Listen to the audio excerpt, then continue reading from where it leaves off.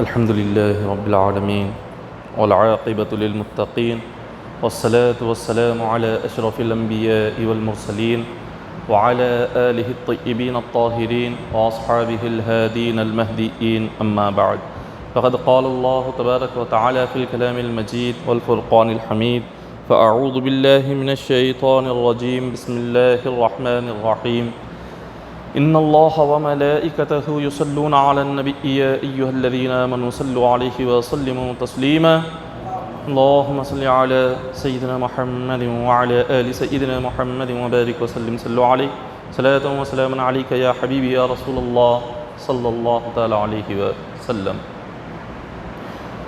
معزز سامعین اکرام، اللہ تبارک و تعالی اپنے کلام پاک سورہ بقرہ چوتھا رکوع دوسرے پارے میں ایک بہت ہی پیارا حکم اپنے بندوں سے فرما رہے ہیں۔ اللہ تبارک و تعالیٰ نے ارشاد فرمایا کلوا مما فی الارض حلالا طیبا ولا تتبعوا خطوات الشیطان انہ لکم عدو مبین۔ مولا نے فرمایا کہ اے بندوں، تم کھاؤ وہ چیزیں جو پاکیزہ ہیں، حلال ہیں، شیطان کے نقش قدم پر مت چلو، یقیناً وہ تمہارا کھلا دشمن ہے۔ یہ آیت کریمہ مختصر سی آیت کریمہ جس میں اللہ تبارک و تعالیٰ نے معنی کے سمندر رکھے ہیں۔ اللہ تبارک و تعالیٰ اپنے بندوں کو یہ سمجھا رہے ہیں کہ اے بندوں، ہم نے تمہارے لیے روئے زمین پر پاکیزہ چیزیں بھی رکھی ہے کھانے کے لیے، اور زمین پر گندی چیزیں بھی ہے، تم لہٰذا پاکیزہ چیزوں کو کھاؤ اور گندی اور ناجائز چیزوں کو ہرگز مت کھاؤ۔ اور اللہ نے فرمایا کہ شیطان تمہیں ہمیشہ گندی چیزوں کی طرف لے جائے گا، شیطان تمہیں ہمیشہ حرام چیزوں کی طرف لے جائے گا، شیطان تمہیں حرام غذا کھلانے کی کوشش کرے گا، لیکن تمہارے لیے یہ ضروری ہے کہ تم ہرگز ان حرام چیزوں کی طرف نہ جاؤ، حرام غذا کو نہ کھاؤ، حرام طریقے کو مت اپناؤ۔ اللہ نے فرمایا حلال چیزیں کھایا کرو اور پاکیزہ چیزیں کھایا کرو۔ یہ اللہ تبارک و تعالیٰ نے ہمیں حکم دیا ہے۔ انسان جیسی غذا کھاتا ہے اس کی ذہن پر اسی کا اثر ہوتا ہے، اس کے دل پر بھی غذا کا اثر ہوتا ہے۔ جو کچھ ہم کھاتے اور پیتے ہیں، ہمارے کھانے پینے کی چیزوں کا اثر ہمارے جسم پر بھی ہوتا ہے، ذہن پر بھی ہوتا ہے، دل پر بھی ہوتا ہے۔ اسی لیے شریعت نے بعض چیزوں کو حلال کہا اور بعض چیزوں کو حرام کہا۔ خنزیر جو سب سے بدترین جانور ہے ہمارے لیے حرام ہے، کتا کھانا یہ حرام ہے، شیر، گدھا اور اسی طرح سے گھوڑا، یہ تمام چیزوں کا، تمام جانوروں کا گوشت کھانا حرام ہے۔ وجہ کیا ہے کہ بندہ جو غذا کھاتا ہے، جس جانور کا گوشت کھاتا ہے، اس میں وہی عادتیں پیدا ہو جاتی ہیں۔ جس طرح سے اگر آپ کسی، یہ تمام چیزیں شریعت نے جس کو حرام کہا، یہ خنزیر جس کے اندر بے حیائی ہے، بے شرمی ہے، خنزیر میں بے حیائی بہت زیادہ ہے، تو شریعت نے ہمیں اس لیے منع کیا کہ جو بندہ اس خنزیر کو کھائے گا اس کے اندر بے شرمی آ جائے گی، بے حیائی آ جائے گی۔ تو جو قوم اور جو لوگ، جو انگریز یہ خنزیر جو سب سے بدترین جانور کا گوشت کھاتے ہیں، ان میں بے حیائی آ جاتی ہے، ان میں بے شرمی آ جاتی ہے، اس لیے کہ جو غذا ہم کھاتے ہیں، غذا کا اثر بندے کے جسم پر بھی ہوتا ہے، اس کی عادتوں پر بھی ہوتا ہے، اس کے ذہن پر بھی ہوتا ہے، اس کے دل پر بھی ہوتا ہے۔ تو اسی لیے شریعت نے ہمیں پاکیزہ چیزیں کھانے کا حکم دیا کہ ایسی چیزیں کہ جس کو کھانے کے بعد بندے کی روح بھی پاک رہے، بندے کا جسم بھی پاک رہے اور ذہن بھی پاک رہے، دل بھی پاک رہے، ایسی چیزیں کھانے کا اللہ نے ہمیں حکم فرمایا ہے۔ اب کون سی چیز ایسی ہے کہ جس کو کھانے سے بندے کا ذہن اور دل اور اس کی روح سب کچھ گندی ہو جاتی ہے؟ تو شریعت نے کہا وہ حرام چیز ہے، حرام مال ہے، حرام غذا ہے۔ اس کو کھانے سے ہوتا کیا ہے؟ اس کو کھانے کا سب سے بڑا جو نقصان ہوتا یہ ہے کہ اللہ تبارک و تعالیٰ اس بندے کی کوئی عبادت قبول نہیں کرتا حرام غذا کے کھانے کی وجہ سے۔ اللہ تبارک و تعالیٰ اس کی کوئی دعا قبول نہیں کرتا حرام غذا کھانے کی وجہ سے، اور اس بندے کی جو سوچ ہے وہ سوچ بدل جاتی ہے۔ حرام غذا کھانے کی وجہ سے وہ بندہ شریعت سے ہٹ جاتا ہے، دین سے ہٹ جاتا ہے، اس کے دل سے ایمان کا نور ختم ہو جاتا ہے، اس کے دل سے اللہ کا خوف ختم ہو جاتا ہے، اس کے دل سے موت کا خوف ختم ہو جاتا ہے۔ یہ کیوں ہوتا ہے؟ حرام غذا کھانے کی وجہ سے۔ روایتوں میں بیان کیا گیا کہ ایک مرتبہ حضرت موسیٰ علیہ السلام نے ایک شخص کو دیکھا کہ وہ بہت رو کر اللہ سے دعا مانگ رہا ہے، اتنا رو رہا ہے کہ اس کے رونے کو دیکھ کر حضرت موسیٰ علیہ السلام کو ترس آ گیا۔ آپ نے اللہ کی بارگاہ میں عرض کیا کہ اے مالک و مولا، یہ بندہ اتنا رو رہا ہے کہ اس کا رونا دیکھ کر مجھے رحم آ گیا اور میرا دل بے چین ہو گیا۔ مولا کیوں اس کی دعا کو قبول نہیں کر رہا؟ کیوں تو اس کی حاجت کو پورا نہیں کر رہا؟ اللہ تبارک و تعالیٰ نے ارشاد فرمایا کہ اے موسیٰ، یہ بندہ اگر اتنا روئے کہ روتے روتے اگر یہ مر بھی جائے گا تو بھی اس کی دعا قبول نہیں کروں گا۔ خدا نے فرمایا موسیٰ علیہ السلام سے، اور پھر آگے فرمایا کہ موسیٰ، یہ بندہ دعا کے لیے ہاتھ اٹھایا ہوا ہے، اگر یہ اتنی اوپر ہاتھ اٹھائے کہ اس کے ہاتھ آسمان کو جا کر چھو لے تب بھی اس کی دعا قبول نہیں کروں گا۔ حضرت موسیٰ علیہ السلام نے فرمایا کہ مولا کیوں، کیا بات ہے اس بندے میں؟ اس بندے کا کون سا گناہ ایسا ہے جس کی وجہ سے تو اس کی دعا قبول نہیں کر رہا؟ اللہ تبارک و تعالیٰ نے ارشاد فرمایا، یہ بندہ جو دعا کے لیے ہاتھ اٹھایا ہے، اس کے پیٹ میں حرام کا لقمہ ہے، اور اس کے جسم پر حرام کی کمائی کا لباس ہے، اور اس کے گھر میں حرام کی کمائی رکھی ہوئی ہے، اسی لیے میں اس کی دعا کو قبول نہیں کر رہا۔ یہ دعا مانگتے مانگتے اگر مر بھی جائے گا تب بھی اس کی دعا قبول نہیں ہوگی۔ آپ اندازہ لگائے اللہ تبارک و تعالیٰ کتنا ناراض ہوتا ہے اس بندے پر، خدا کا جلال، خدا کا غضب کتنا سخت ہے اس بندے پر کہ اللہ تعالیٰ اس بندے کی دعا تک قبول نہیں کرتا کہ جو حرام کمائی سے اپنا پیٹ بھرتا ہے، جو حرام کمائی سے اپنی زندگی گزارتا ہے۔ اللہ تعالیٰ کو یہ سخت ناگوار ہے۔ آج اکثر ہم یہ دیکھتے ہیں کہ اکثر یہ کہا جاتا ہے کہ ہم دعائیں مانگ رہے ہیں، ہماری دعائیں قبول نہیں ہو رہی۔ کوئی یہ کہتا ہے کہ ہم کئی سالوں سے نمازیں پڑھ رہے ہیں لیکن اس کے باوجود بھی ہماری تکلیفیں ختم نہیں ہو رہی، کئی سالوں سے ہم اللہ سے دعا کرتے ہیں، ہماری دعا قبول نہیں ہو رہی۔ وجہ کیا ہے؟ وجہ کیا ہے؟ سالوں سے دعائیں مانگی جا رہی ہے مگر دعائیں قبول نہیں ہو رہی، سالوں سے نمازیں پڑھی جا رہی ہیں مگر مصیبتیں کم نہیں ہو رہی۔ اس کی وجہ ایک ہی ہے، وجہ یہ ہے کہ ہم نے ہماری غذا کو حلال نہیں بنایا، ہماری غذا، ہمارا کھانا پینا، ہماری کمائی کو ہم نے حرام بنا لیا، اور جس کی کمائی حرام ہو جاتی ہے اللہ تبارک و تعالیٰ اس کی کوئی دعا قبول نہیں کرتا، اس کی کوئی مصیبت حل نہیں کرتا، اس کی کوئی تکلیف دور نہیں فرماتا، اس کا کوئی مسئلہ حل نہیں ہوتا۔ یہ صرف اس کی حرام کمائی کی وجہ سے ہے۔ اور پھر کہتے ہیں، اور پھر اس کے بعد اکثر لوگ یہ کہتے ہیں کہ دیکھیں پتہ نہیں ہم سے کیا گناہ ہو گیا، ہم سے کیا گناہ ہو گیا، ہم نے تو آج تک ایسا کوئی گناہ نہیں کی، ایسا کوئی غلطی ہم نے نہیں کی، لیکن اس کے باوجود بھی ہم پر کیوں اتنی پریشانیاں آ رہی ہیں، ہم پر کیوں اتنی تکلیف آ رہی ہے؟ کہ شیطان نے ان کے ذہنوں میں یہ بات بٹھا دی ہے کہ بندہ صبح سے شام تک گناہ میں ڈوبا ہوا ہے اور پھر بھی کہتا ہے کہ پتہ نہیں مجھ سے کیا غلطی ہو گئی جو اتنی تکلیف مجھ پر آ رہی ہے۔ ارے سر سے پیر تک گناہ ہی گناہ ہیں، صبح سے اٹھنے سے لے کر رات میں سونے تک صرف اللہ کی نافرمانی ہی نافرمانی کر رہے ہیں، جھوٹ بولتے ہیں، غیبت کر رہے ہیں، چغلی کر رہے ہیں، اور ہم نمازیں چھوڑ رہے ہیں، سنت رسول کو چھوڑ رہے ہیں۔ کتنے ایسے گناہ ہیں جو ہم نہیں کر رہے، سارے گناہ کر کے پھر ہم یہ کہتے ہیں کہ ہم سے کون سا گناہ ہو گیا ایسا کہ ہم پر اتنی تکلیف آ رہی ہے۔ ارے گناہ ہی گناہ ہے، کون سی ایسی عبادت ہو گئی؟ ہم 2-4 نمازیں پڑھ کر سمجھتے ہیں ہم بہت بڑے نیک انسان بن گئے، 1-4-5 نمازیں ہم پڑھ کر سمجھتے ہیں ہم بہت بڑے متقی بن گئے، پرہیزگار بن گئے، ہمارے سارے گناہ دھل گئے۔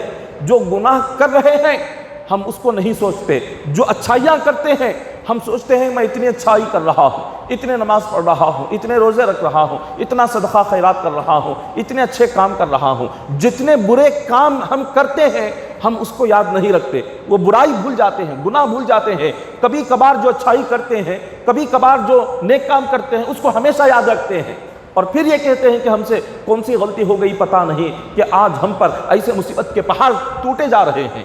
ارے سر سے لے کر پیر تک ہوش سنبھالنے سے لے کر اپنی ساری زندگی ہم نے نہ کبھی نبی کو راضی کرنے کی کوشش کی، نہ اللہ کو راضی کرنے کی کوشش کی، نہ آقا علیہ الصلوۃ والسلام کی سنتوں کے پابند رہے، نہ عبادت کے پابند رہے، نہ ہم تقویٰ پرہیزگاری کے پابند رہے، نہ ہم نے اپنے دلوں میں اللہ کا خوف پیدا کیا، نہ اللہ کا ڈر پیدا کیا۔ تو جب ہماری زندگی گناہوں میں گزرتی ہے پھر بھی ہم اس کو گناہ نہیں سمجھتے، ہماری زندگی اللہ کی نافرمانی میں گزر رہی ہے لیکن ہم نے ذہن میں ایسا بنا لیا کہ ہم نے تو کچھ کیا ہی نہیں، ہم سے تو کوئی گناہ ہو ہی نہیں رہا، ہم سے تو بس نیکیاں ہی نیکیاں ہو رہی ہے۔ ہم نے اپنے ذہن کو ایسے بنا لیا ہے۔ نہیں، بندہ چاہے جتنی بھی عبادت کر لے، جتنی بھی نیک اعمال کیوں نہ کر لے، ہمیشہ خود کو سب سے بڑا گنہگار سمجھنا چاہیے، ہمیشہ خود کو سب سے بڑا نافرمان سمجھنا چاہیے، چاہے وہ جتنی بھی عبادت کیوں نہ کر لے۔ تو جب یہ خیال پیدا ہوگا تو بندہ کیا کرے گا؟ ہمیشہ گناہوں سے بچے گا۔ جب ہمیشہ خود کو وہ گنہگار سمجھے گا تو وہ ہمیشہ اپنے آپ کو گنہگار سمجھ کر توبہ کرے گا، ہر گناہ سے بچنے کی کوشش کرے گا، عبادت کا پابند رہے گا۔ اسی لیے حدیث پاک میں آقا علیہ الصلوۃ والسلام نے بڑی پیاری بات ارشاد فرمائی۔ حضور نے فرمایا میری امت پر ایسا زمانہ آئے گا کہ کوئی انسان یہ پرواہ نہیں کرے گا کہ وہ جو کما رہا ہے کیا وہ حلال ہے یا حرام ہے، یہ کوئی پرواہ نہیں کرے گا، کوئی یہ بات سوچے گا ہی نہیں کہ جو چیز میں کما رہا ہوں اور جو میں کھا رہا ہوں، جو میں لا رہا ہوں، کیا یہ حلال ہے یا حرام کا ہے، یہ حرام طریقے سے ہے یا حلال طریقے سے ہے، کوئی یہ بات سوچے گا ہی نہیں، کوئی یہ فرق کرے گا ہی نہیں۔ ہر کوئی کیا کرے گا؟ فرمایا کہ انسان میں دولت کی محبت، مال کی محبت اتنی پیدا ہو جائے گی کہ بس وہ یہ چاہے گا کہ چاہے راستہ کوئی بھی ہو، طریقہ کوئی بھی ہو، میرے پاس مال آ جائے، وہ چاہے کسی طریقے سے ہو، حلال طریقے سے ہو یا حرام طریقے سے ہو، بس میں مالدار اور دولت مند بن جاؤں، بندہ یہ چاہے گا۔ حضور علیہ الصلوۃ والسلام نے 1400 سال پہلے یہ ارشاد فرما دیا تھا۔ آج وہی دور ہے، آج وہی زمانہ ہے کہ جس میں ہم زندگی گزار رہے ہیں کہ آج حرص اتنی بڑھ گئی، لالچ اتنا بڑھ گیا، مال کی محبت بندے کی اتنی بڑھ گئی ہے کہ آج کوئی یہ پرواہ نہیں کر رہا ہے کہ یہ حرام طریقے سے جو میں کما رہا ہوں اس سے میرا اللہ ناراض ہو رہا ہے، میرے رسول ناراض ہو رہے ہیں اور اس کا عذاب قبر میں مجھے ہوگا، اس کا عذاب قیامت کے دن مجھے ہوگا۔ آج کسی کو اس کی پرواہ ہی نہیں، آج کوئی یہ بات سوچ ہی نہیں رہا۔ آقا علیہ الصلوۃ والسلام نے ارشاد فرمایا طلب کسب الحلال فریضۃ علی کل مسلم و مسلمۃ بعد صلاۃ الفجر فرض۔ حضور نے فرمایا کہ فرض نماز کے بعد سب سے پہلا فرض ایک مسلمان کے لیے حلال کمائی کے لیے محنت کرنا ہے، حلال کمائی کے لیے محنت کرنا، حلال کمائی کے لیے کوشش کرنا، یہ فرض نمازوں کے بعد پہلا فرض ہے، یہ عبادت کے بعد بندے پر یہی فرض ہے۔ اگر کوئی بندہ اسی چیز کو حلال کمائی کی طرف اگر کوئی توجہ نہیں کرے، حلال کمائی کے لیے کوئی محنت ہی نہ کرے تو اس کی ساری عبادتیں بیکار ہو جائیں گی، اس لیے کہ عبادتوں کا دار و مدار حلال کمائی پر ہے۔ کمائی حلال رہی عبادتیں ساری قبول، کمائی حرام رہی وہ جو عبادت کرا اللہ اس کو قبول نہیں فرمائے گا۔ ایک صحابی رسول آقا علیہ الصلوۃ والسلام کی خدمت میں حاضر ہوتے ہیں، عرض کرتے ہیں کہ یا رسول اللہ صلی اللہ علیہ وسلم آپ میرے لیے دعا فرمائیے۔ حضور علیہ الصلوۃ والسلام نے پوچھا کہ میں تمہارے لیے کس چیز کی دعا کروں؟ انہوں نے کہا کہ یا رسول اللہ صلی اللہ علیہ وسلم اللہ کی بارگاہ میں آپ یہ دعا کریں کہ میں اللہ سے جو مانگوں اللہ مجھے عطا کر دے، میں جو دعا اللہ سے کروں اللہ میری ہر دعا قبول کر لے، یہ آپ اللہ سے میرے لیے دعا کریں۔ حضور علیہ الصلوۃ والسلام نے فرمایا میں تمہیں ایک طریقہ بتاتا ہوں، اگر تم اس طریقے پر عمل کرو اللہ تعالیٰ تمہاری ہر دعا کو قبول کرے گا، تم جو مانگو گے تمہیں عطا کرے گا۔ اس صحابی رسول نے پوچھا کہ حضور ہاں آپ بتائیے طریقہ کیا ہے، میں کرنے کے لیے تیار ہوں۔ حضور علیہ الصلوۃ والسلام نے فرمایا حلال کھاؤ اللہ تمہاری ہر دعا قبول کر لے گا، حلال غذا کھاؤ، حلال کمائی کماؤ تو اللہ تعالیٰ تم جو مانگو گے عطا فرمائے گا، تمہارے ہاتھ جب اٹھیں گے کبھی خالی نہیں جائیں گے، تمہاری جھولی بھر دی جائے گی۔ پھر اس کے بعد حضور بڑی پیاری بات ارشاد فرماتے ہیں، حضور نے فرمایا خدا کی عزت کی قسم ہے کہ بندہ مومن جب ایک مرتبہ اپنے پیٹ میں حرام کا لقمہ ڈالتا ہے 40 دن تک اللہ اس کی کوئی نماز قبول نہیں کرتا، 40 دن تک اس کا کوئی روزہ قبول نہیں ہوتا، 40 دن تک اس کی کوئی نیکی قبول نہیں ہوتی۔ ایک لقمہ حرام کا اگر پیٹ کے اندر چلا گیا، پھر اس کے بعد حضور نے ارشاد فرمایا جب کوئی بندہ مومن حلال کمائی کے لیے صبح گھر سے نکلا اور تھک گیا، حلال کمائی یہ ڈھونڈتے ڈھونڈتے، حلال کمائی کے لیے محنت کرتے کرتے صبح سے شام تک تھک گیا، اور گھر میں آ کر جب وہ رات کے وقت سو جاتا ہے تو صبح آنکھ کھلنے سے پہلے اللہ تعالیٰ اس کے سارے گناہ کو معاف کر دیتا ہے، اس کے گناہوں کی مغفرت اور بخشش ہو جاتی ہے۔ کیوں؟ اس لیے کہ اس بندے نے حلال کمائی کے لیے صبح سے شام تک محنت کی، حلال کمائی کے لیے اس نے اپنے جسم کو تھکا دیا، تو اللہ تعالیٰ اس کے گناہوں کو معاف کر دیتا ہے۔ رزق حلال کے لیے محنت کرنا بھی عبادت ہے، محنت کرنا رزق حلال کے لیے یہ بہت بہترین عبادت۔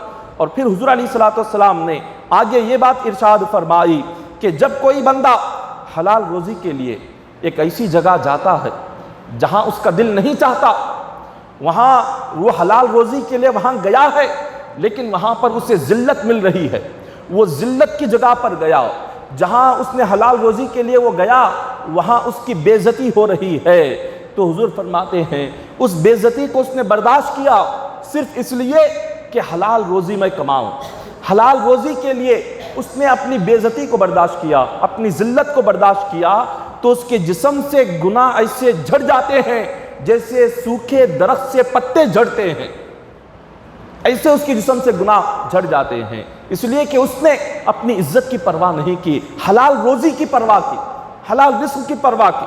اور پھر حضور فرماتے ہیں جب کوئی بندہ مومن حلال غذا کا پہلا لقمہ کھاتا ہے اللہ تعالیٰ اس کے دل کو اپنے نور سے روشن کر دیتا ہے، اس کا دل اللہ کے علم کے چشمے سے بھر جاتا ہے۔ خدا حلال روزی کھانے والے کے دل کو اپنے علم سے، اپنے نور سے، اپنے حکمت سے بھر دیتا ہے۔ اتنی فضیلت ہے حلال کمائی کی اور حلال رزق کی۔ حضرت امام اعظم ابو حنیفہ رحمۃ اللہ تعالیٰ علیہ سے کسی نے پوچھا تقویٰ کیا ہے؟ امام اعظم فرماتے ہیں حلال رزق کمانا یہی سب سے بڑا تقویٰ ہے، یہی سب سے بڑی پرہیزگاری ہے۔ اس سے حلال روزی ہی بندے کی اصل عبادت ہے، اسی پر ساری عبادتوں کا دار و مدار ہے۔ حضور علیہ الصلوۃ والسلام ارشاد فرماتے ہیں کہ حلال کمائی اگر بندہ کمائے تو اس کی نیت بھی اللہ دیکھتا ہے، وہ کس نیت سے کما رہا ہے، اس کی نیت بھی اللہ کی بارگاہ میں پیش ہوتی ہے۔ حضور علیہ الصلوۃ والسلام فرماتے ہیں اگر کوئی حلال روزی کے لیے محنت کر رہا ہے، کوشش کر رہا ہے، تو اس کی نیت کیا ہونی چاہیے، دل میں کیا ارادہ ہونا چاہیے؟ تو حضور نے فرمایا جو شخص حلال کمائی جب کماتا ہے اس کے دل میں یہ نیت ہو کہ میں کسی کے سامنے ہاتھ نہ پھیلاؤں، کسی کے آگے ہاتھ پھیلانے کی نوبت نہ آئے، اس لیے حلال کمائی کے لیے میں جا رہا ہوں۔ اور دوسری نیت کیا ہونی چاہیے؟ اپنے بیوی بچوں کی پرورش کے لیے، انہیں کھلانے پلانے کے لیے میں حلال کمائی کما رہا ہوں۔ اور تیسری نیت کیا ہونی چاہیے کہ میں اس حلال کمائی سے اپنے والدین کی خدمت کروں، اپنے ماں باپ کو کھلاؤں پلاؤں، یہ تیسری نیت ہونی چاہیے۔ اور چوتھی نیت کیا ہے؟ میں اپنے پڑوسیوں کے ساتھ اچھا سلوک کروں۔ اور پانچویں نیت کیا ہونی چاہیے کہ جو ضرورت مند ہے میں ان کی مدد کروں۔ یہ 5 نیتیں رکھ کر حلال کمائی کمائے۔ سب سے پہلے کہ کسی دوسرے کے آگے ہاتھ پھیلانے کی نوبت نہ آئے، اس لیے حلال کمائی کرنے کے لیے آگے بڑھے۔ اور دوسرا اپنے بیوی بچوں کی تربیت اور پرورش کے لیے، انہیں پالنے کے لیے حلال کمائی کے لیے آپ آگے نکلے، والدین کی خدمت کی نیت سے حلال کمائی کو کمائے، پڑوسیوں کے ساتھ اچھا سلوک کرنے کی نیت سے حلال کمائی کو کمائے، مجبوروں کی مدد کرنے کی نیت سے حلال کمائی کو کمائے۔ جب یہ 5 نیتیں لے کر جب بندہ حلال رزق کے لیے محنت کرتا ہے تو قیامت کے دن جب وہ شخص اپنی قبر سے اٹھے گا تو اس کا چہرہ 14ویں رات کے چاند کی طرح جگمگاتا ہوگا، اس کا چہرہ 14ویں رات کے چاند کی طرح ہوگا۔ اور پھر وہ شخص جب قیامت کے دن آئے گا اللہ تعالیٰ اسے وہ مقام و مرتبہ عطا کرے گا کہ اس مقام و مرتبے کو دیکھ کر ہر کوئی حیران رہ جائے گا۔ یہ کیوں ہوگا؟ صرف رزق حلال کی وجہ سے۔ اگر کوئی بندہ حلال رزق تو کمائے مگر اس کی نیت اگر صحیح نہیں ہے، اس کا دل کا ارادہ اگر صحیح نہیں ہے، اگر اس کی نیت یہ ہے وہ محنت تو کر رہا ہے حلال طریقے سے، حلال روزی کے لیے وہ محنت تو کر رہا ہے، مگر اس کی نیت کیا ہے؟ میں فلاں شخص سے آگے بڑھ جاؤں، میں کسی دوسرے کو نیچے دکھاؤں، میں بڑا بنوں اور سب سے آگے رہوں، سارے لوگ مجھ سے نیچے رہے، سب میرے نیچے رہے، سب میرے پیچھے رہے، اور میں سب سے آگے رہوں، دوسروں کو گراؤں اور دوسروں کو میں چھوٹا سمجھوں اور دوسروں کو نیچے کروں۔ اگر اس نیت سے، غرور کی نیت سے، فخر کی نیت سے، تکبر کی نیت سے اور دوسروں کو نیچا دکھانے کی نیت سے اگر کوئی بندہ حلال روزی کماتا بھی ہے تو بھی اللہ تبارک و تعالیٰ اس کو گناہ عطا کرتا ہے، وہ گناہگار ہے، اللہ تعالیٰ کی بارگاہ میں اس کی یہ محنت قبول نہیں ہوتی، اللہ تعالیٰ اس سے سخت ناراض ہوتے ہیں، رسول اس سے سخت ناراض ہوتے ہیں۔ جس کی نیت اگر صرف غرور اور تکبر، دکھاوا اور لوگوں سے تعریفیں سننا، دوسروں سے آگے بڑھنا، کسی دوسرے کو نیچے کرنے کی نیت سے حلال کمائی بھی کماتا ہے، وہ حلال کمائی اس کے لیے گناہ بن جاتی ہے، اللہ کی نافرمانی بن جاتی ہے، اس لیے کہ اللہ تعالیٰ نیت کو دیکھتا ہے، بندے کی نیت صحیح ہونی چاہیے، دل کا ارادہ صحیح ہونا چاہیے، اور اس کے جو طریقے ہیں حلال روزی کے طریقے صحیح ہونی چاہیے۔ پھر اس کے بعد آقا علیہ الصلوۃ والسلام آگے ارشاد فرماتے ہیں، حضور علیہ الصلوۃ والسلام نے ایک مقام پر فرمایا، نبیوں نے بھی حلال رزق کے لیے محنت کی ہے، انبیاء جو گزرے ہیں، نبیوں نے اپنی جو زندگی گزاری ہے وہ کیسے گزاری؟ نبیوں نے دنیا میں آ کر، کوئی نبی دنیا میں 1000 سال تک رہے، کوئی 2000 سال تک رہے، کوئی 500 سال تک رہے، پچھلے زمانے میں جو انبیاء گزرے ہیں ان کی عمریں ہزاروں سال ہوتی تھی، 100 سال ہوتی تھی۔ اب انہوں نے کیا کیا؟ ان نبیوں نے بھی اپنی زندگی گزارنے کے لیے ایک ذریعہ اپنایا، انہوں نے بھی رزق حلال کے لیے دنیا میں محنت کی کوشش کی۔ تو حضرت آدم علیہ السلام جو 1000 سال اللہ نے جنہیں عمر عطا فرمائی تھی، انہوں نے اپنی زندگی کیسے گزاری؟ حضرت آدم علیہ السلام صرف خالی بیٹھ کر انہوں نے زندگی نہیں گزاری، بلکہ انہوں نے کھیتی کا کام شروع کیا۔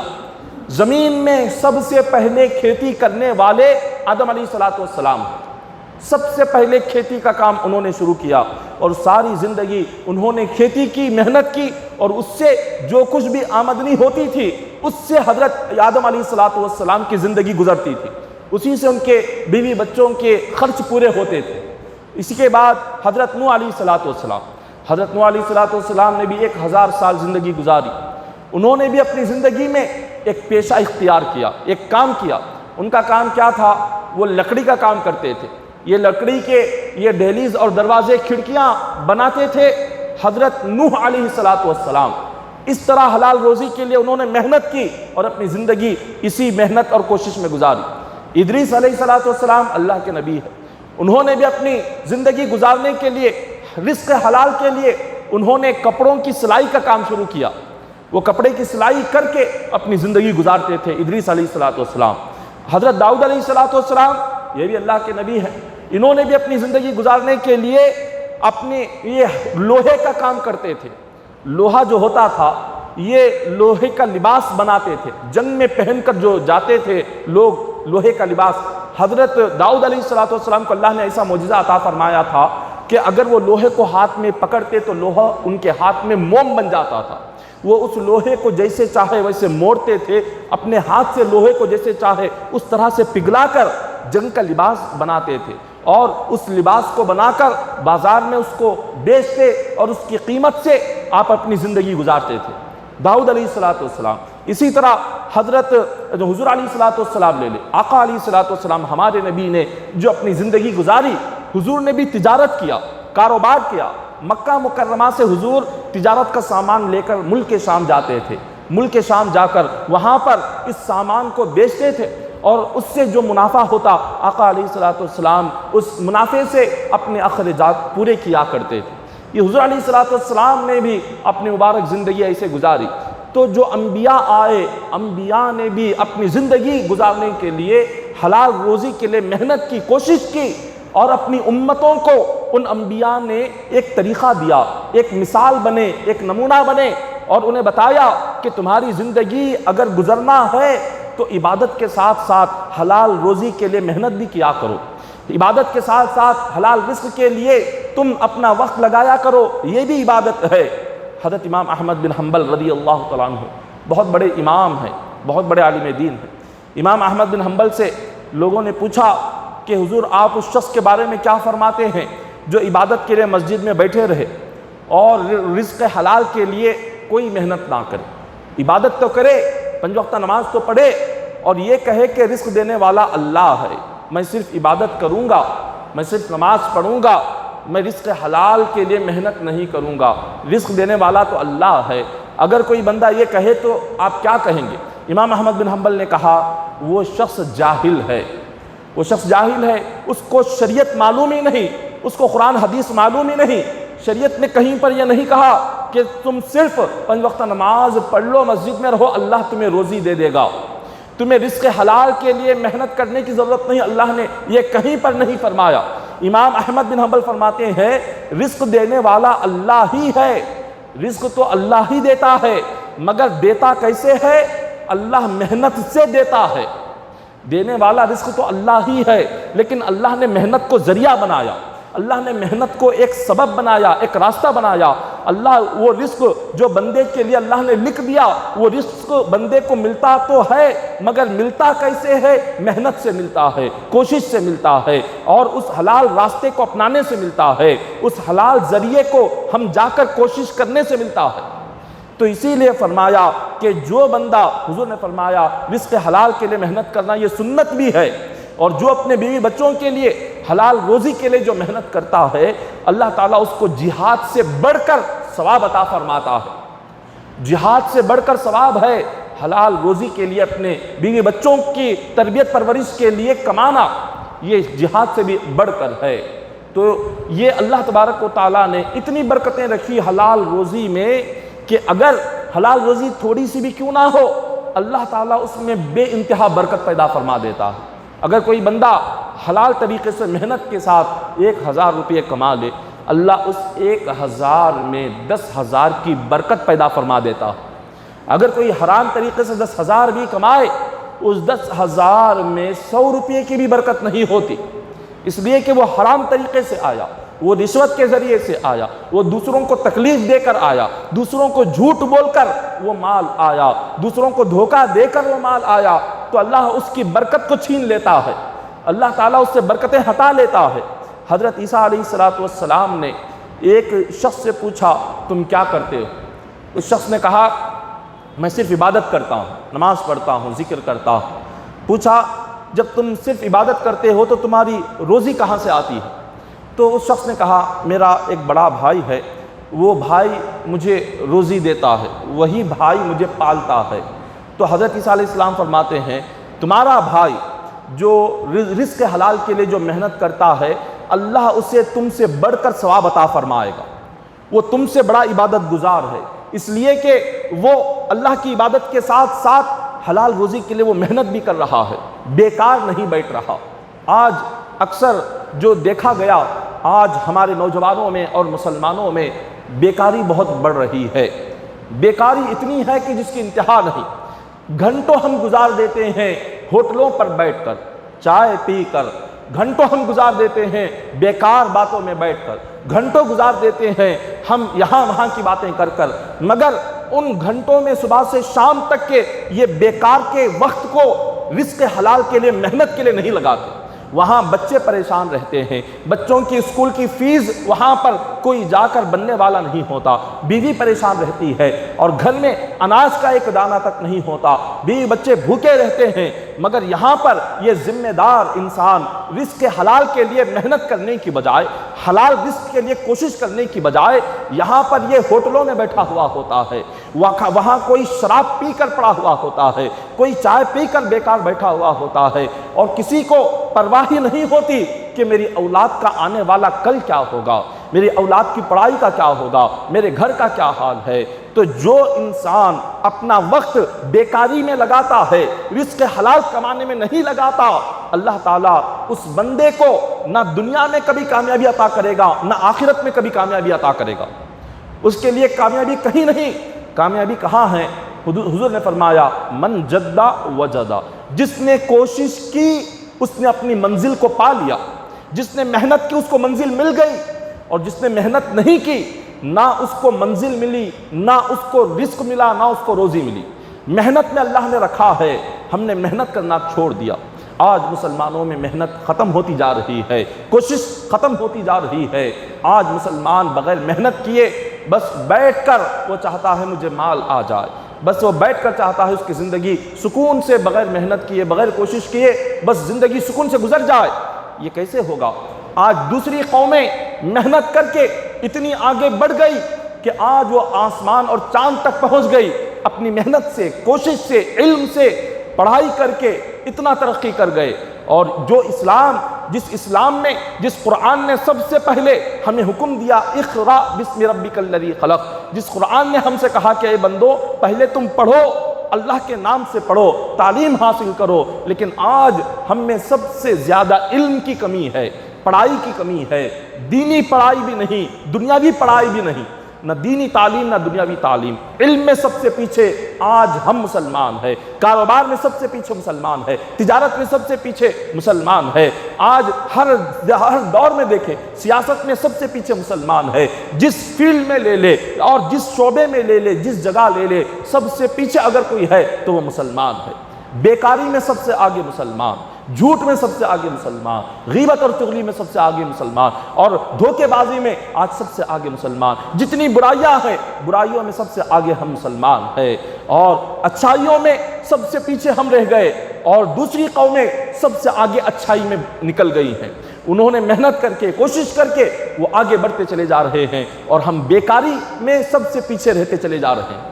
تو انسان جب بیکار ہو جاتا ہے، جب وہ کوئی کام اور کوئی محنت جب نہیں کرتا، تو اس کے لیے کیا اللہ اس کے تقدیر میں بس بد نصیبی لکھ دیتا ہے، وہ بد نصیب ہو جاتا ہے، اس کے لیے کوئی اچھائی نہیں ہوتی۔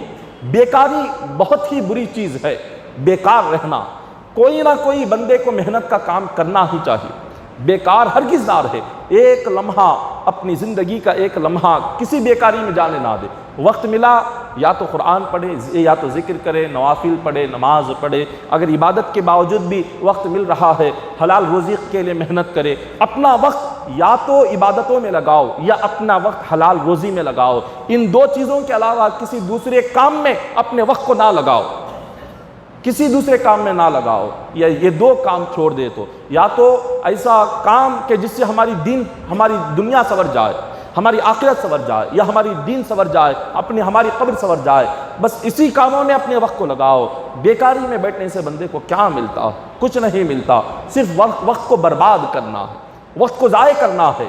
اور اس میں ہوتا یہ ہے کہ ہماری زندگی تو ہم برباد کر رہے ہوتے ہیں، لیکن آنے والی اولادوں کی زندگی بھی برباد ہو رہی ہوتی ہے، کہ جو اولاد اپنے والدین کے بھروسے پر رہتے ہیں کہ ہمارے والدین ہمیں پڑھائیں گے، یا ہمارے والدین ہمارے لیے پڑھائی کا ذریعہ بنائیں گے، اور والد یہاں بیکار رہے تو بچوں کی پڑھائی برباد ہے، آنے والا مستقبل برباد ہے، فیوچر برباد ہے۔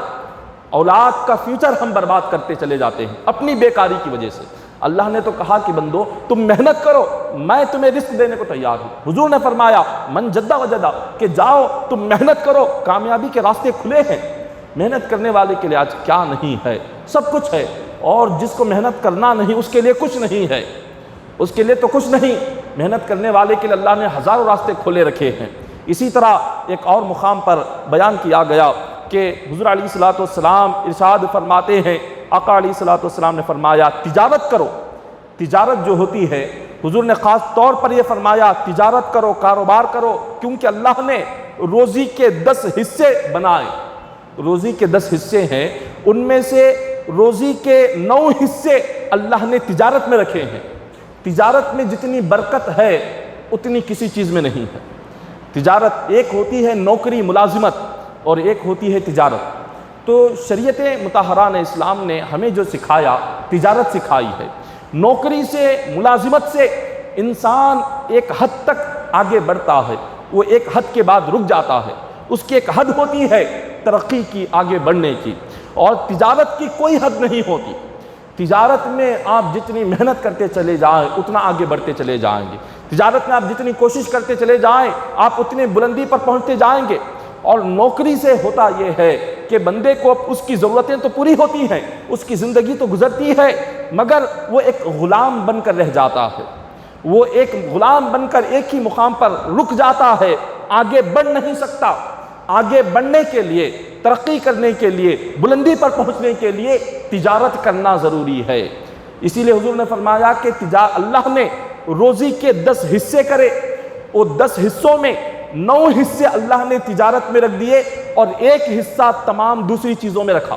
تجارت کے علاوہ جتنی چیزیں ہیں جس سے روزی کا ذریعہ انسان کماتا ہے، روزی جس سے کماتا ہے، اس میں 1 حصہ اللہ نے روزی رکھی ہے، 9 حصے اللہ نے تجارت اور کاروبار میں رکھے ہیں۔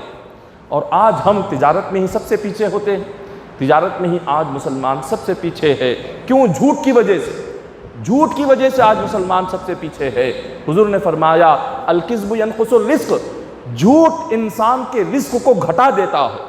آپ جتنا جھوٹ بولیں گے روزی کی برکت ختم ہو جائے گی، جتنا جھوٹ گھروں میں آپ بولیں گے رزق سے برکت ختم ہو جاتی ہے، کاروبار میں جتنا جھوٹ بولیں گے اتنی برکت کاروبار سے ختم ہو جاتی ہے، رزق میں کھاتے وقت جھوٹ بولیں گے اللہ اس رزق سے برکت ختم کر دے گا۔ جھوٹ بولنا سب سے پہلے ہمیں چھوڑنا چاہیے، سچائی پر تجارت کرے، سچائی کی بنیاد پر جب تجارت ہوگی اللہ ایسی برکت پیدا فرمائے گا کہ ہم نے کبھی سوچا بھی نہیں ہوگا، ایسی برکت آئے گی۔ صحابہ کرام کی زندگی کو لے لے، صحابہ کرام نے بھی تو کاروبار اور تجارت کی، جو کہتے ہیں کہ بغیر جھوٹ کے کاروبار نہیں ہوتا، جو کہتے ہیں کہ کاروبار میں جھوٹ بولنا ضروری ہے، سچ بولنے سے کاروبار نہیں ہوتا، تو صحابہ کرام نے بھی تو کاروبار کیا تھا۔ حضرت عثمان غنی رضی اللہ تعالیٰ عنہ بھی تو بہت بڑے تاجر تھے، حضرت عبد الرحمن بن عوف رضی اللہ تعالیٰ عنہ کے پاس بھی تو بہت زیادہ مال تھا۔ کئی سارے صحابہ کرام تھے کہ جن کے پاس بے انتہا مال و دولت تھی، بہت بڑے تجارتیں تھیں، کاروبار تھے، مگر ان صحابہ نے کبھی اپنی زندگی میں اپنے کاروبار کے لیے جھوٹ نہیں بولا۔ پھر بھی ان کا کاروبار دن بدن بڑھتا گیا، پھر بھی ان کی تجارتیں دن بدن بڑھتی گئی۔ کیسے بڑھی؟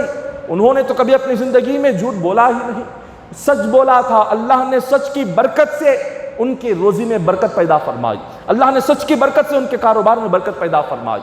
اور جب ہم یہ ذہن میں یہ خیال کر لیتے ہیں، ہم جب ذہن میں اس بات کو مضبوطی سے ہم نقش کر دیتے ہیں کہ جھوٹ بولے بغیر کاروبار ہوگا ہی نہیں، ہم نے اپنے ذہنوں میں، دلوں میں اس بات کو لکھ دیا ہے کہ جھوٹ بولنے سے ہی کاروبار ہوگا ورنہ نہیں ہوگا، تو اب اس کے بعد انسان جب بھی منہ کھولے گا تو جھوٹ ہی نکلے گا، کیونکہ ذہن میں، دل میں یہ بات نقش ہو چکی ہے کہ جھوٹ کے بغیر کاروبار نہیں ہوتا۔ اگر اسی چیز کو مٹائیں اور یہ لکھ لیں کہ سچ بولنے سے ہی کاروبار ہوگا، سچ کے بغیر کاروبار نہیں، اگر آپ دل میں اور اپنے ذہن میں یہ لکھ لیں گے تو جبھی بھی کچھ بولیں گے تو سچ ہی بولیں گے۔ ہم اپنے ذہن کو، دل کو جیسے بنائیں گے ویسے بنتا چلا جائے گا، ہم اپنے ذہن اور دل پر جو لکھیں گے ویسے ہی ہماری زبان سے نکلتا جائے گا۔ حضرت بیہقی شریف کی حدیث پاک ہے، حضرت عبداللہ بن عباس رضی اللہ تعالیٰ عنہ کے پاس ایک شخص آیا اور آ کر کہنے لگا کہ حضور ہم حج کے لیے سفر کرتے ہوئے جا رہے تھے کہ راستے میں ایک ہمارے ساتھی کا انتقال ہو گیا ہے اور ہم نے اس کو دفن کرنے کے لیے قبر کھودی ہے، اور جہاں ہم قبر کھود رہے ہیں وہاں ایک بہت بڑا سانپ نظر آ رہا۔ ایک جگہ قبر کھودی، وہ سانپ نظر آیا، بند کر دیا۔ دوسرے جگہ گئے، وہاں پر قبر کھودی تو وہی اژدھا وہاں پر بھی نظر آیا۔ تیسری جگہ قبر کھودی تو وہاں پر بھی وہی اژدھا نظر آیا۔ تو یہ گھبرا گئے اور جا کر حضرت عبداللہ بن عباس رضی اللہ تعالیٰ عنہ سے پوچھا کہ حضور ہم کیا کریں؟ جہاں قبر کھودتے ہیں وہاں ایک بڑا سا اژدھا نظر آ جاتا ہے، اب ہم کیا کریں؟ اس شخص کو کیسے دفن کریں؟ حضرت عبداللہ بن عباس رضی اللہ تعالیٰ عنہ نے فرمایا تم جہاں قبر کھود رہے ہو اور جہاں تمہیں وہ اژدھا نظر آ رہا ہے وہ اس مرنے والے کے گناہ ہیں، اس کے گناہ اژدھے کی شکل میں جہاں تم قبر کھودو گے وہاں تمہیں نظر آئیں گے۔ اگر تم ساری زمین میں جہاں بھی جا کر کھودو گے وہ اژدھا تمہیں وہاں نظر آئے گا، اس لیے کہ وہ اژدھا اس کے گناہ ہیں، اس کی نافرمانی ہے۔ پتہ نہیں اس نے وہ کون سا گناہ کیا کہ وہ گناہ اس کی خبر سے ہی وہ عذاب شروع ہو گیا ہے، پتہ نہیں اس کا وہ کون سا گناہ۔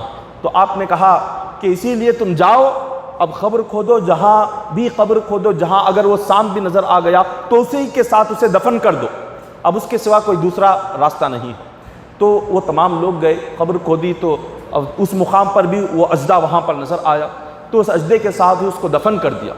دفن کرنے کے بعد جب واپس وہ اپنے مقام پر آئے، واپس اپنی شہر میں آئے، اس شخص کی بیوی سے ملاقات کیا اور اس کی بیوی سے کہا کہ تمہارے شوہر کا انتقال ہو گیا اور ہم نے راستے میں ہی دفن کر دیا، لیکن ایک عجیب و غریب بات ہوئی، ہم جہاں تمہارے شوہر کو دفن کرنے کے لیے قبر کھودتے تھے وہاں ہمیں اژدھا نظر آتا تھا، اب ہمیں یہ جاننا ہے کہ تمہارے شوہر کی زندگی کیسے گزری، تمہارا شوہر دنیا میں کیا کرتا تھا، اس کے کام کیا تھے، اس کی اچھائیاں کیا تھی، اس کی برائیاں کیا تھی، ہمیں بتاؤ تاکہ ہمیں معلوم ہو سکے اس کا وہ کون سا گناہ ہے جو قبر میں ایک اژدھے کی شکل میں آیا ہوا ہے۔ تو بیوی کہنے لگی کہ اے میرے شوہر کے ساتھیوں، میرا شوہر آٹے کا کاروبار کرتا تھا، آٹے کی دکان تھی، وہ لوگوں کو آٹا بیچتا تھا، لیکن میں دیکھتی تھی کہ رات کے وقت میں میرا شوہر آٹے میں بھوسا ملاتا تھا تاکہ آٹا کم ہو جائے، بھوسا ملا کر لوگوں کو وہ بیچتا تھا، اس کا یہی گناہ تھا جس کی سزا اللہ نے قبر میں ایک اژدھا بھیج کر اس کو عطا کر رہا ہے، وہی گناہ ہے جو قبر میں اژدھے کی شکل میں آ گیا اور اس کو ڈس رہا ہے۔ اس طرح ناپ تول میں کمی کرنا، کاروبار اور تجارت اللہ نے ہمیں جو بھی عطا کی ہے اس کاروبار میں، اس تجارت میں دھوکہ دینا اور ناپ تول میں کمی کرنا اور لوگوں کو بے وقوف بنا کر اس طرح کاروبار اور تجارت کرنا، یہ بہت بڑا گناہ ہے اور اس کی سزا قبر میں بندے کو ملتی ہے، قبر سے ہی شروع ہو جاتی ہے۔ اور حضور نے فرمایا سچا ایماندار کاروبار کرنے والا قیامت کے دن نبیوں کے ساتھ کھڑا ہوگا، جس کے کاروبار سچائی پر ہو، ایمانداری پر جو کاروبار کرے، اللہ ایسے کاروبار کرنے والے کو قیامت کے دن نبیوں کی صفوں میں کھڑا کرے گا، اتنا بلند مقام اس کا ہوگا۔ اسی لیے آج جو بھی کاروبار آپ دیکھ لیں، جس کاروبار کو بھی دیکھ لیں، اس کاروبار میں ہمیں بے معنی نظر آتی ہی ہے، کسی نہ کسی طرح سے وہ بے معنی کرتا ہی ہے۔ جس کاروبار میں بے معنی ہو اور جس کاروبار میں دھوکہ ہو اور جس کاروبار میں جھوٹ ہو اور اس سے جتنی بھی کمائی آئے، وہ کمائی اللہ تبارک و تعالیٰ اس کمائی کو اللہ تبارک و تعالیٰ کامیاب نہیں بناتا۔ جو یہ تمام دھوکے بازی سے اور جھوٹ سے اور لوگوں کو تکلیف دے کر جو بندہ کماتا ہے، اس کی کمائی بیماریوں میں لگ جاتی ہے، اس کی کمائی ڈاکٹروں پر خرچ ہوتی ہے، اس کی کمائی دوائیوں پر خرچ ہوتی ہے، اس کی کمائی کئی دوسرے تمام بیکار کی چیزوں پر خرچ ہو جاتی ہے، لیکن اللہ تعالیٰ اس کمائی کو اس کے لیے فائدہ مند نہیں بناتا، وہ کھا نہیں سکتا۔ جو بے معنی سے کماتا ہے، جو سود سے کماتا ہے، جو رشوت سے کماتا ہے اور جو دوسروں کے دلوں کو دکھا کر کماتا ہے اور جو بے معنی دھوکہ دے کر کماتا ہے، اس کی کمائی سے کبھی اس کو فائدہ نہیں پہنچتا، وہ کمایا ہوا مال وہ کبھی نہیں کھا سکتا، اس لیے کہ اللہ تعالیٰ اس مال کو بس انہی بیکار کی چیزوں میں لگا دیتا ہے، یا تو اللہ اس کو ایسی بیماری اس میں پیدا کر دیتا ہے کہ وہ کماتا تو ہے لیکن کھا نہیں سکتا، اس میں بیماریاں آ جاتی ہے، ہارٹ اس کو آ جاتا ہے، شوگر آ جاتا ہے، بی پی آ جاتی ہے، تھائرائیڈ اس کو آ جاتا ہے، سر سے لے کر پیر تک اس کے جسم کے ایک ایک حصے کو اللہ بیماری میں ڈال دیتا ہے۔ کیوں؟ حرام کمانے کی وجہ سے۔ اس کے پاس مال تو رہتا ہے، دولت تو رہتی ہے، زمین جائیداد تو رہتی ہے، سونا چاندی تو رہتا ہے، روپیہ پیسہ تو رہتا ہے، لیکن کھا نہیں سکتا، بیماری اس کو کھانے نہیں دیتی، بیماری ایک لقمہ اس کے حلق کے نیچے اتارنے نہیں دیتی۔ کیوں؟ یہ ساری چیزیں آئیں کس وجہ سے آئی؟ حرام کمائی کی وجہ سے، سود کی وجہ سے، یہ تمام چیزیں دھوکہ دے کر کمانے کی وجہ سے یہ ساری چیزیں آ جاتی ہیں۔ اگر آپ محنت کریں حلال طریقے سے، بغیر کسی کو دھوکہ دیے، بغیر کسی کو تکلیف دیے اور بغیر کسی سود کے اگر حلال طریقے سے محنت کر کے کمائیں، پھر دیکھیں کوئی بیماری نہیں آئے گی، کوئی بیماری نہیں آئے گی، سکون رہے گا بندے کو، دل سکون سے رہے گا، ذہن سکون سے رہے گا، جسم سکون سے رہے گا، بچے سکون سے رہیں گے، بیوی سکون سے رہے گی، گھر سکون رہے گا، گھر میں خوشیاں رہے گی، راحت رہے گی، سب کچھ رہے گا۔ حلال کمائی کی برکت یہ ہوتی ہے، حرام کمائی سے گھروں میں جھگڑے پیدا ہو جائیں گے، گھر کا سکون ختم ہو جائے گا، بچے بیمار ہو جائیں گے، بیوی بیمار ہو جائے گی اور گھروں میں کچھ نہ کچھ مشکلات آتے چلے جائیں گے اور کہیں پر اس کو سکون نصیب نہیں ہوگا۔ اللہ تبارک و تعالیٰ یہ حرام کمائی کی وجہ سے سب سے پہلے سکون چھین لیتا ہے، راحت چھین لیتا ہے۔ اس کو نہ رات میں نیند آتی ہے اور نہ دن میں اس کو سکون ملتا ہے، سب کچھ رہتا ہے لیکن سکون کی دولت ختم ہو جاتی ہے۔ اسی لیے آج انسان سود کا مال کھا کر، حرام طریقے سے کمائی ہوئی کمائی کو خود کھا کر، بچوں کو کھلا کر، وہ یہ چاہتا ہے کہ میری اولاد نیک بن جائے، نمازی بن جائے۔ اولاد نیک کب بنے گی؟ جب ہماری غذا حلال ہوگی، ہماری کمائی حلال ہوگی۔ جب ہم اپنی اولاد کو حلال کھلائیں گے تو اولاد نمازی بنے گی، اولاد والدین کی اطاعت اور فرما بردار بنے گی، اولاد والدین کی خدمت کرنے والی بنے گی، اولاد متقی بنے گی، پرہیزگار بنے گی، تہجد گزار بنے گی۔ کب؟ جب ہم حلال کھلائیں گے، حلال کمائیں گے، تب ہوگی۔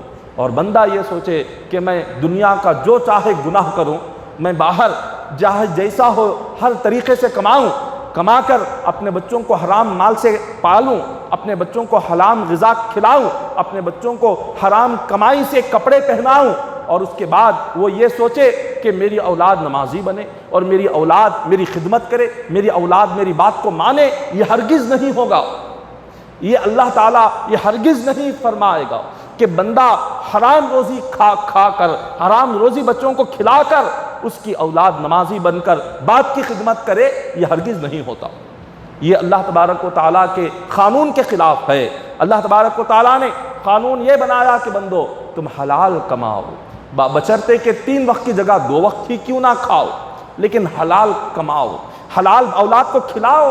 وہ اولاد تمہاری اتنی نیک بنے گی، وہ تہجد پڑھنے والی بن جائے گی، وہ قرآن پڑھنے والی بن جائے گی، والدین کی خدمت کرنے والی بن جائے گی۔ حلال رزق کا اثر اتنا زیادہ ہوتا ہے۔ اسی طرح ایک روایت میں آتا ہے، ایک حدیث پاک ہے، ایک صحابی جن کا نام حضرت ابو دجانہ رضی اللہ تعالیٰ عنہ ہے، وہ روزانہ فجر کی نماز پڑھتے تھے۔ فجر کی نماز وہ پڑھ کر فوراً بغیر دعا کیے اپنے گھر کو چلے جاتے تھے۔ صحابہ کرام نے دیکھا کہ دوسرے تمام صحابہ کرام نماز کے بعد دعا میں شامل ہو کر، دعا کے بعد حضور علیہ الصلوۃ والسلام سے ملاقات کر کے، حضور سے مصافحہ کر کے اپنے گھروں کو جاتے ہیں، مگر یہ صحابی یہاں حضور نے سلام پھیرا، بغیر دعا، بغیر سے حضور سے ملاقات، بغیر حضور سے مصافحہ کیے یہ فوراً چلے جا رہے ہیں۔ تو جا کر حضور سے چند صحابہ کرام نے شکایت کی کہ حضور یہ ہر دن ایسے ہی کرتے ہیں کہ نماز کے بعد سلام پھیرتے ہی گھر چلے جاتے ہیں۔ آقا علیہ الصلوۃ والسلام نے حضرت ابو دجانہ رضی اللہ تعالیٰ عنہ کو بلایا، فرمایا کہ ابو دجانہ تم کیوں ایسے کرتے ہو؟ ہر دن نماز کے بعد فوراً سلام کے بعد اپنے گھر چلے جاتے ہو، تم کیوں ہم سے مصافحہ نہیں کرتے؟ کیوں نماز کے بعد تھوڑی دیر ہماری مجلس میں نہیں بیٹھتے؟ حضرت ابو دجانہ رضی اللہ تعالیٰ عنہ فرماتے ہیں کہ یا رسول اللہ صلی اللہ علیہ وسلم، میرے پڑوسی کے صحن میں کھجور کا درخت ہے، اور آج موسم ایسا ہے کہ اس درخت کے کھجور پک گئے ہیں۔ رات میں مدینہ میں کی جب ہوائیں چلتی ہے تو میرے پڑوسی کے کھجور کے درخت اس کے کھجور کچھ توڑ کر میرے گھر کے صحن میں پڑ جاتے ہیں۔ میرے پڑوسی کے کھجوروں کا کچھ حصہ میرے گھر میں ہوا کی وجہ سے آ کر گر جاتا ہے۔ میں نماز کے بعد فوراً اس لیے چلا جاتا ہوں کہ میرے بچے جلد نہ اٹھے، اگر میں تھوڑی دیر یہاں کروں گا تو میرے بچے اٹھ کر اس کھجوروں کو کھا لیں گے، اور میں نہیں چاہتا کہ میرے پڑوسی کے کھجور میرے بچے کھائے، اس لیے میں سلام پھیر کر فوراً گھر جاتا ہوں، وہ سارے کھجور اٹھاتا ہوں، میرے پڑوسی کے صحن میں ڈال دیتا ہوں، تاکہ میرے بچے کسی غیر کا، کسی دوسرے کا ایک کھجور بغیر اجازت کے نہ کھا سکے۔ صحابہ اکرام بچوں کی ایسی تربیت فرماتے تھے کہ کسی دوسرے کا ایک کھجور اپنے بچوں کے حلق کے نیچے اترنے نہیں دیتے تھے۔ کیوں؟ صحابہ اکرام کو پتا تھا کہ جب ہم اپنی اولاد کو اپنی محنت کا نہیں کھلائیں گے، جب دوسرے کا ہم کھلائیں گے تو اس کا اثر کیا ہوگا؟ اس کا اثر ایسا ہوگا کہ بچے عبادت گزار نہیں بنیں گے۔ جب وہ دوسروں کا کھائیں گے، جب وہ بغیر محنت کا، جب بغیر مالی کے مکان کی اجازت کے بغیر جب وہ دوسری کی کمائی جب وہ کھائیں گے، وہ بچے متقی نہیں بنیں گے، وہ بچے نیک نہیں بنیں گے، وہ صحیح اطاعت گزار نہیں بنیں گے، ماں باپ کی خدمت کرنے والے نہیں بنیں گے۔ صحابہ اکرام کو معلوم تھا، تو صحابہ اکرام اتنا احتیاط کرتے تھے بچوں کی تربیت میں کہ ایک کھجور بھی دوسرے کا کھانے نہیں دیتے تھے۔ یہ ایسے انہوں نے اپنے بچوں کو پالا۔ اور آج ہمارا معاملہ کیا ہے؟ ہم تو بس انتظار کرتے ہیں کہ بس بغیر محنت کا کوئی دوسرا ہمیں لا کر دے دے، فوراً بچوں کو کھلا دے۔ جب ہم ایسے بچوں کی تربیت کریں گے تو کہاں سے ہمارے بچوں میں اچھے اخلاق آئیں گے؟ کہاں سے ہمارے بچوں میں دینداری آئے گی؟ کہاں سے ہمارے بچوں میں نماز کی پابندیاں آئے گی؟ کہاں سے ہمارے بچے متقی پرہیزگار بنیں گے؟ کہاں سے ہمارے بچے یہ تقویٰ پرہیزگاری کی یہ زندگی گزارنے والے بنیں گے؟ تو سب سے پہلے صحابہ کرام کا طریقہ ہمیں سیکھنا چاہیے۔ ابو بکر صدیق رضی اللہ تعالیٰ عنہ کو جب یہ پتہ چلا تو انہوں نے پہلے آقا علیہ الصلوۃ والسلام نے اس شخص کو بلایا، پڑوسی کو، فرمایا کہ تمہارے صحن میں جو کھجور کا درخت ہے وہ کھجور کے درخت کو میرے صحابی کو دے دو، اور اس کے بدلے میں تمہیں جنت میں 10 کھجور کے درخت دلا دیتا ہوں۔ اب انہوں نے نہیں مانا، انہوں نے کہا کہ نہیں، مجھے وہ نہیں چاہیے، منع کر دیا۔ پھر حضرت ابو بکر صدیق رضی اللہ تعالیٰ عنہ انہوں نے فرمایا کہ مدینہ کے فلاں باغ میں میرے 10 کھجور کے درخت ہے، یہ کھجور کا درخت ابو دجانہ کو دے دو، وہ بہت ہی غریب ہیں، وہ بہت ہی تنگ دست ہیں، اس کھجور سے ان کا اور ان کے بچوں کا گزارا چل جائے گا، اور اس کے بدلے میں اپنے 10 کھجور کے درخت جو فلاں باغ میں ہیں وہ تمہیں دے دیتا ہوں۔ وہ شخص مان گئے، جنت میں 10 کھجور کے درختوں کو نہیں مانے مگر دنیا کے اس باغ کے 10 کھجور کے درختوں کو مان گئے۔ تو اب وہ شخص آ کر اپنی بیوی کو بتانے لگے کہ آج میں نے حضرت ابو بکر صدیق رضی اللہ تعالیٰ عنہ کے 10 کھجور کے درخت لے لیے اور اپنا کھجور کا درخت حضرت ابو دجانہ کو میں نے دے دیا۔ تو بیوی نے کہا یہ کیسے ہوگا کہ درخت ہمارے صحن میں ہے، درخت ہمارے گھر کی جگہ میں ہے، اور آپ یہ درخت انہیں کیسے دے دیں گے؟ درخت تو کوئی ایسی چیز نہیں کہ اٹھا کر کوئی لے جائے، ایک چیز ایک سامان کی طرح نہیں کہ یہاں سے اٹھایا اور وہاں ان کے گھر لے گئے، یہ تو زمین میں گاڑا ہوا ہے۔ جیسے اس کو زمین سے نکالیں گے تو اس کے سارے پتے سوکھ جائیں گے اور اس کے سارے پھل سوکھ جائیں گے، پھر وہ پھل کے لائق نہیں رہے گا، پھر اسے پھل نہیں لگیں گے۔ اب یہ درخت ہمارے گھر کی جگہ میں ہے، اب آپ نے انہیں کیسے بیچ دیا؟ یہ ان کے گھر میں کیسے آئے گا؟ اب اس صحابی نے کہا کہ نہیں، میں نے تو یہ سودا کر کے میں آ گیا ہوں، اب دیکھتے ہیں صبح کیا ہوتا ہے۔ رات سو گئے، جیسے ہی صبح اٹھے آنکھ کھولی تو کیا دیکھا کہ یہ جو کھجور کا درخت ابو دجانہ کے اس پڑوسی کے صحن میں تھا، اللہ نے غیب سے ابو دجانہ کے گھر کے صحن میں اس درخت کو لا دیا تھا۔ ادھر سے وہ درخت غیب سے ہٹتا ہوا ابو دجانہ کے صحن میں آ گیا۔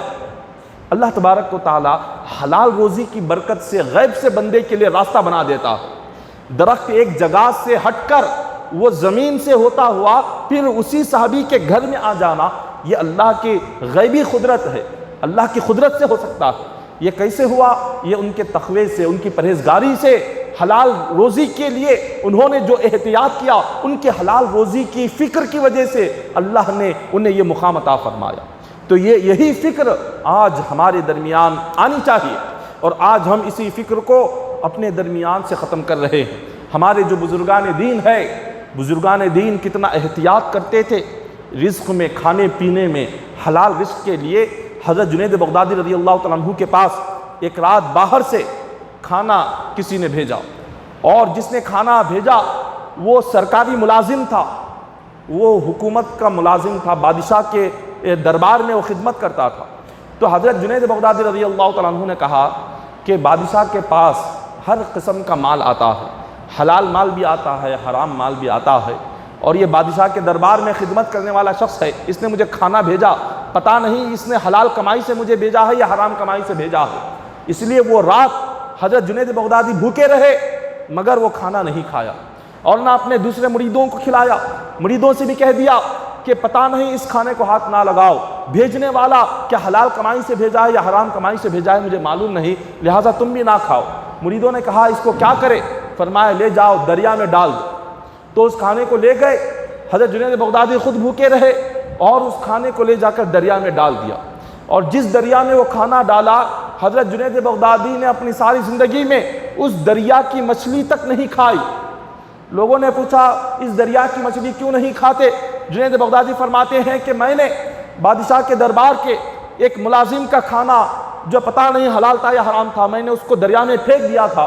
اب اس کھانے کو اگر وہ اس مچھلی نے کھا لیا اور وہی مچھلی اگر میں نے کھایا تو میرا تقویٰ چلا جائے گا، میری عبادت چلی جائے گی، میری پرہیزگاری چلی جائے گی، یہ حلال روزی نہیں ہوگی۔ تو جس کھانے کو میں نے پھینکا ہے، دریا کی کسی مچھلی نے اگر کھا لیا ہو، اگر وہی مچھلی میں نے بھی کھا لیا، قیامت کے دن اگر اللہ مجھ سے سوال کرے گا تو میں کیا جواب دوں گا؟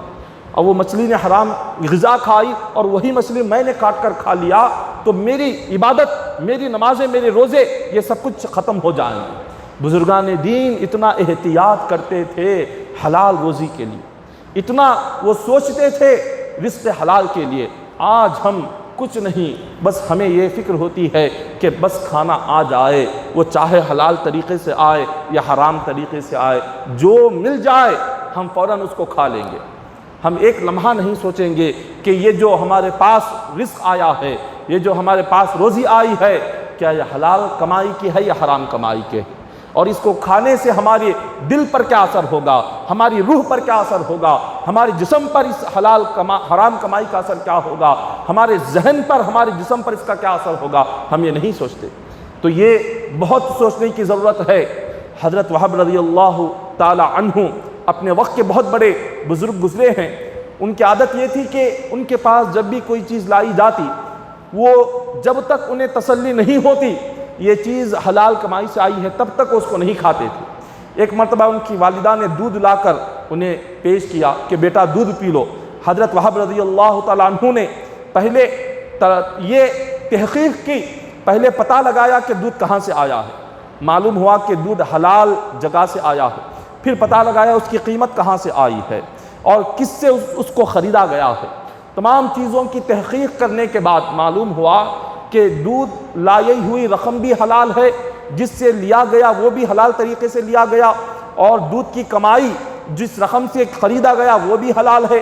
پھر اس کے بعد انہیں سکون نہیں ہوا، انہوں نے پوچھا کس بکری سے دودھ نکالا گیا ہے، یہاں تک تحقیق کی، یہاں تک انہوں نے تحقیق کی کہ پہلے تو دودھ کی رقم، جس سے دودھ کی رقم خریدی گئی، کیا رقم حلال ہے یا نہیں۔ جب معلوم ہوا رقم حلال ہے تو پوچھا گیا جس سے خریدا گیا کیا وہ شخص نے حلال بیچا ہے یا نہیں۔ معلوم ہوا کہ بیچنے والا بھی حلال اور خریدنے والا بھی حلال کمائی سے خریدا۔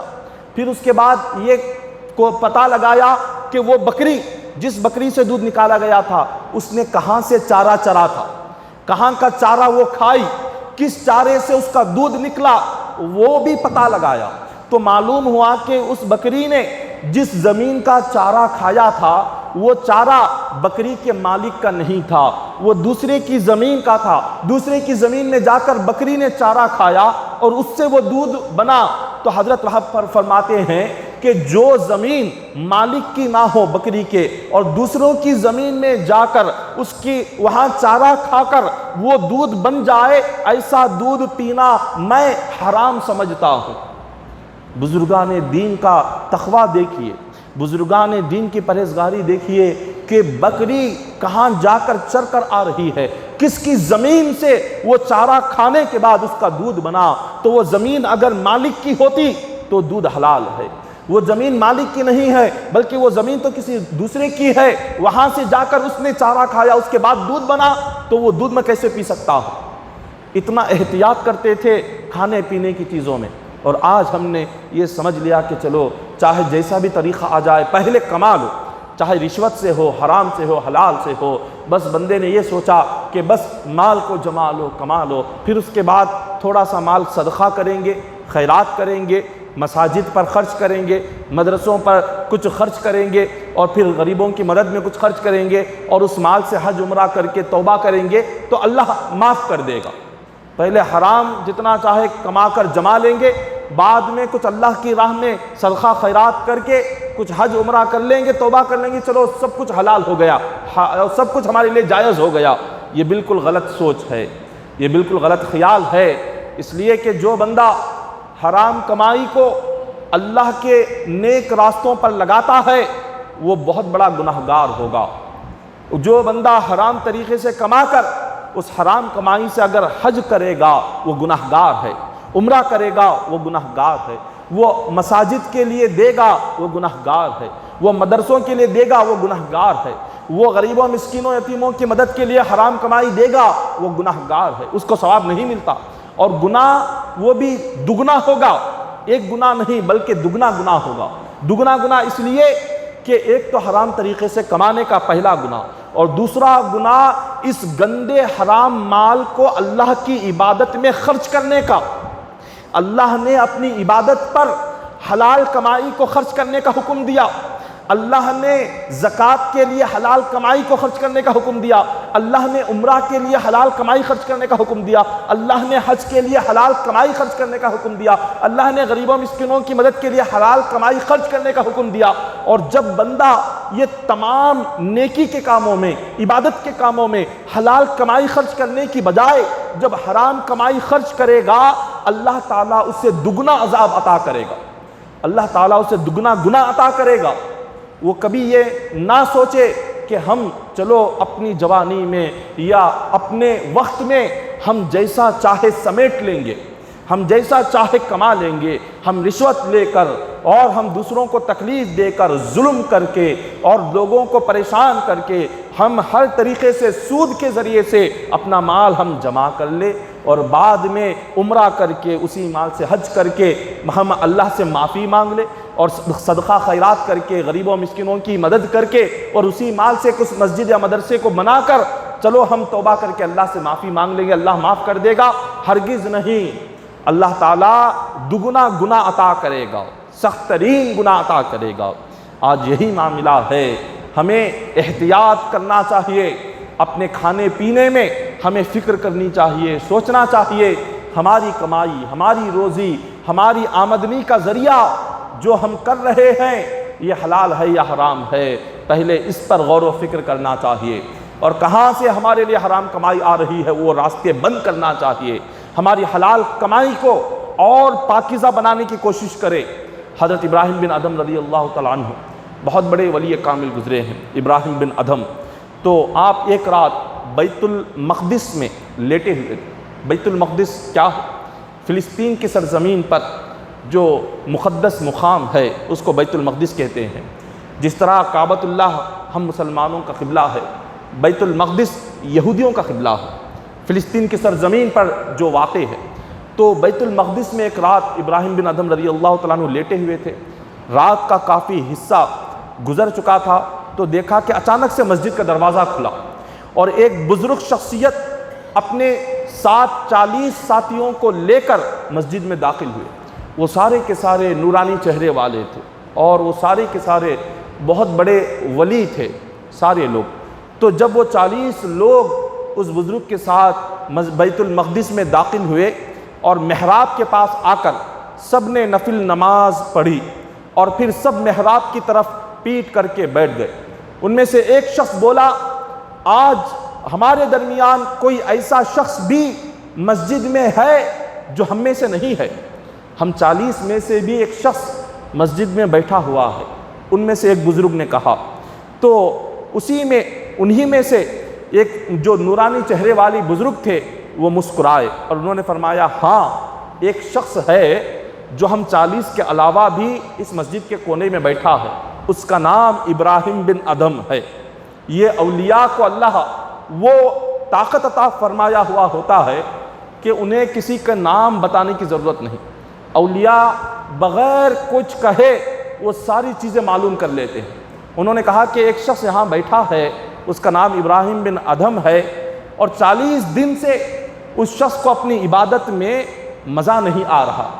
وہ عبادت تو کر رہا ہے، نماز تو پڑھ رہا ہے، مگر اس کی نماز میں، اس کی عبادت میں اس کو لطف نہیں آ رہا، لذت نہیں مل رہی، اس کو مزہ نہیں آ رہا عبادت کا، اس کا ذہن عبادت میں نہیں ہے 40 دن سے۔ ابراہیم بن ادھم رضی اللہ تعالیٰ عنہ نے جب یہ بات سنی، آپ مسجد کے کونے سے اٹھے اور اس نورانی چہرے والے بزرگ کی خدمت میں حاضر ہوئے، کہنے لگے کہ ہاں آپ نے بالکل سچ کہا ہے، 40 دن سے میں عبادت کر رہا ہوں، نماز پڑھ رہا ہوں، روزے رکھ رہا ہوں، لیکن مجھے نہ عبادت کی لذت مل رہی ہے، نہ عبادت کا مزہ آ رہا ہے، پتہ نہیں ایسا کیوں ہو رہا ہے۔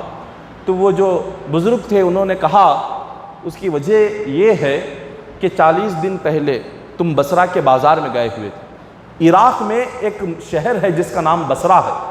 حضرت ابراہیم بن ادھم رضی اللہ تعالیٰ عنہ 40 دن پہلے بصرہ کے بازار سے آپ نے کچھ کھجوریں خریدی تھی، اور ایک کھجور جو خریدے تھے آپ نے ایک کھجور ایک دوسرے شخص کا تھا، جو وہاں پر پڑا ہوا تھا۔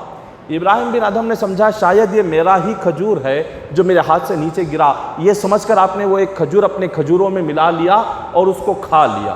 تو بزرگ فرماتے ہیں جب تم نے دوسرے کا ایک گرا ہوا کھجور کھایا، اس دن سے تمہاری نماز میں لذت اور عبادت میں مزہ چلا گیا، تمہاری عبادتوں کی لذت چلی گئی کہ تم نے ایک دوسرے کا کھجور بغیر اجازت سے کھا لیا، اسی لیے تمہارے سجدوں میں نہ مزہ آ رہا ہے، نہ نماز میں ذہن ہے، نہ نماز میں دل ہے، نہ نماز میں تمہارا خیال ہے۔ اللہ اکبر! آپ غور کریں، آج ہم کتنے ایسے چیزیں کما رہے ہیں، کتنوں کے ہم رقم، کتنوں کے مال ہم لوٹ رہے ہیں، کتنوں کی چیزیں ہم کھا رہے ہیں جو دوسروں کی ہے، جو دوسروں کا حق ہے، جو دوسروں کا مال ہے، جو دوسروں کی چیزیں ہیں۔ ہم ایسی کتنی چیزیں کھا رہے ہیں، ہم ایسا کتنا مال اپنے پاس لیے رکھے ہوئے ہیں، ایسی کتنی چیزوں کو ہم اپنے پاس جما رہے ہیں جو ہماری نہیں دوسروں کی ہے۔ حضرت ابراہیم بن ادھم نے بس ایک کھجور کھایا تھا، 40 دن سے انہیں نماز کا مزہ چلا گیا، 40 دن سے انہیں عبادت کی لذت چلی گئی۔ تو ابراہیم بن ادھم رضی اللہ تعالیٰ عنہ فوراً آپ بیت المقدس سے نکلے، بصرہ گئے اور معلوم کیا کہ جس دن آپ نے کھجور خریدا اس دن آپ کے بازو میں کون شخص تھا۔ جب پتہ چلا کہ وہ فلاں شخص تھا، تلاش کرتے ہوئے اس کے پاس گئے اور اس سے کہا کہ اے اللہ کے بندے، میں کئی دن تجھے تلاش کرتے کرتے یہاں پہنچا ہوں، مجھے معاف کر دے۔ وہ شخص حیران ہوا، اس نے کہا آپ اتنے بڑے ولی کامل ابراہیم بن ادھم اور مجھ جیسے عام انسان سے معافی مانگ رہے ہیں، مجھے تعجب ہو رہا ہے۔ انہوں نے کہا کہ جس وقت میں فلاں دن فلاں تاریخ کو بازار میں فلاں جگہ پر میں یہ کھجور خرید رہا تھا، میرے بازو میں تم بھی خرید رہے تھے، تمہارا ایک کھجور میرے کھجوروں میں مل گیا، تمہاری اجازت کے بغیر میں نے ایک کھجور تمہارا کھا لیا، بس اسی کے لیے معافی مانگنے کے لیے آیا ہوں، مجھے معاف کر دو۔ وہ شخص دنگ رہ گیا کہ کیسے اللہ کے ولی ہے، بس ایک کھجور بغیر اجازت کے کھایا تھا، معافی مانگنے کے لیے بیت المقدس سے سفر کر کے آئے، کئی دنوں کا سفر کر کے بھوکے پیاسے رہ کر تلاش کر کے آ رہے ہیں۔ پھر اس نے کہا کہ حضور آپ جیسا تقوی، آپ جیسی پرہیزگاری اور آپ جیسا نیک انسان میں نے کبھی نہیں دیکھا، چلیے میں آپ کو کیا معاف کر سکتا ہوں، میرا ایسا مقام نہیں کہ میں آپ کو معاف کر سکوں۔ انہوں نے کہا کہ نہیں، تم کہو کہ تم نے مجھے معاف کر دیا، تبھی میرے دل کو تسلی ہوگی، تبھی مجھے سکون ہوگا۔ تو اس شخص نے کہہ دیا کہ حضور بس آپ کی تسلی کے لیے کہہ دیتا ہوں، چلو میں نے معاف کر دیا۔ اتنا کہنا تھا، حضرت ابراہیم بن ادھم کے دل کو تسلی ہوئی۔ پھر اس کے بعد جا کر جب نماز شروع کی تو اس نماز میں ایسی لذت آئی، وہ لطف اور وہ مزہ آیا کہ جس کو آپ بیان کرتے ہیں کہ میں جو پہلے عبادت جو کرتا تھا 40 دن پہلے وہ کھجور